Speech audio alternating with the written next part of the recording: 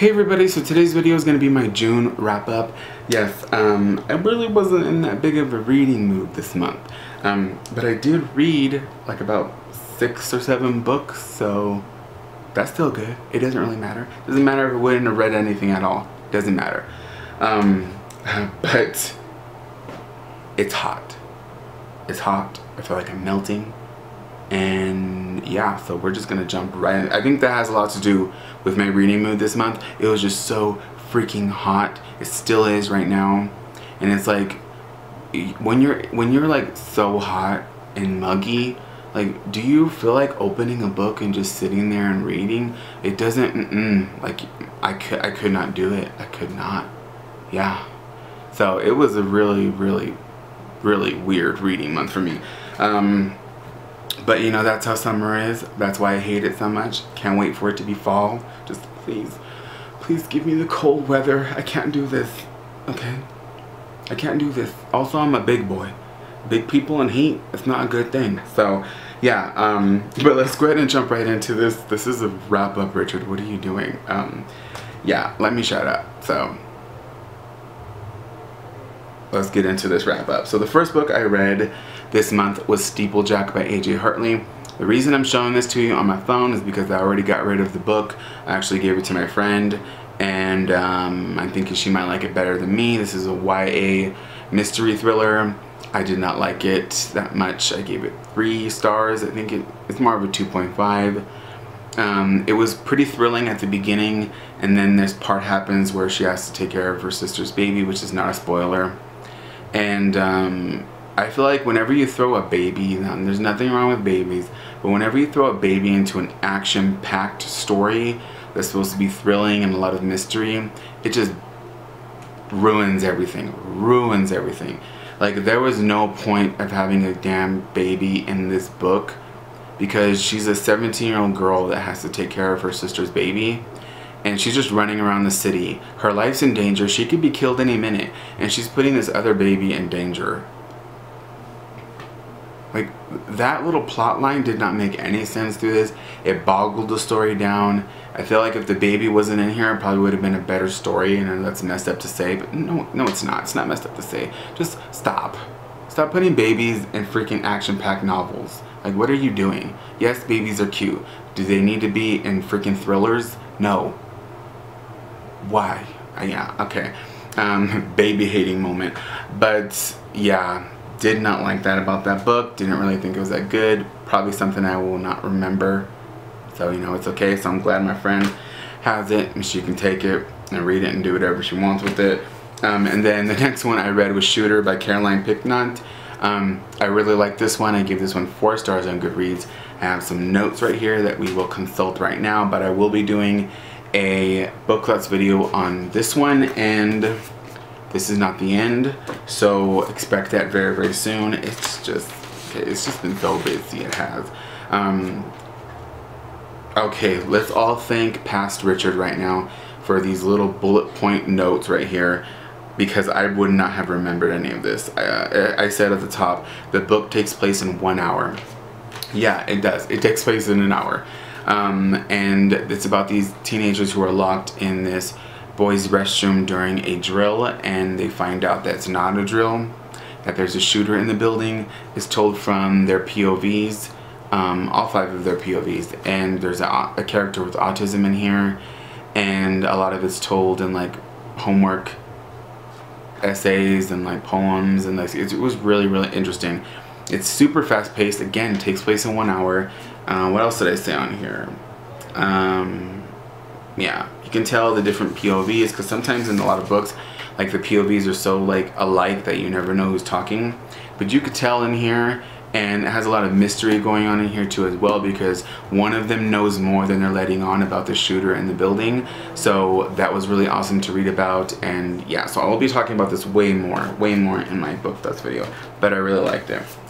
Same with this one. I'll be talking about this much more in my book clutch video, because look at, there's tabs. Oh yes, there's tabs. I gave this a 3 star on Goodreads. 3 stars on Goodreads. It's YA. It's about this girl whose boyfriend and best friend die in a car accident, and then in this world, You can bring someone back from the dead if you want to. After you turn 18, like on your 18th birthday, you get to fill out this form and you can bring someone back from the dead. And she might have already promised it to somebody, and so now she's trying to figure out what to do. And she's going through so much stuff, and this was such a heartbreaking book, and I really liked it. But the reason it got 3 stars from me was because there's a romance going on in here that really bothered me. It really bothered me because it was completely unnecessary, and without that romance this would have been a 5-star book for me. Would have been 5 stars, I can guarantee that. 2 days after this girl's boyfriend dies, she meets this guy at this therapy session and she starts liking him. 2 days, okay? And let's remember that the whole plot of this is that she has to choose whether or not she wants to bring her best friend or her boyfriend back from the dead. So if you're gonna throw in a romantic interest, that completely pushes her boyfriend to the side. Like, that messes up kind of his chances of getting picked, if you know what I mean. Because if she brings her boyfriend back from the dead, what is this guy gonna do? Right? So it just wasn't like, that wasn't for me, and I really did not like that. And I really hate when YA books do that. I think that would have this book would have benefited from not having a love interest in here. Like, that was just really bad. And then I also read 2 graphic novels. I read Lumberjanes, Volume 1, Beware the Kitten Holy, I think. And I actually really liked this one. It was giving me like these Gravity Falls feels. And I was just like, oh my god, this is amazing. I haven't read the sequel yet, but I thought this was really fun. I know everyone knows what this is about. This was so popular on BookTube. But I really liked it. I did. And then I also read The Chilling Adventures of Sabrina the Teenage Witch. This is like a revamp of it that is really spooky and scary. And this is Volume 1, and I really liked this one. I thought it was really like crazy, insane. There was gore and blood, and it was just, it made my horror heart just feel amazing. So I'm really excited to check out the next book in this graphic novel series, both of them, because I thought they were really cool. Gave them both 4 stars, yeah.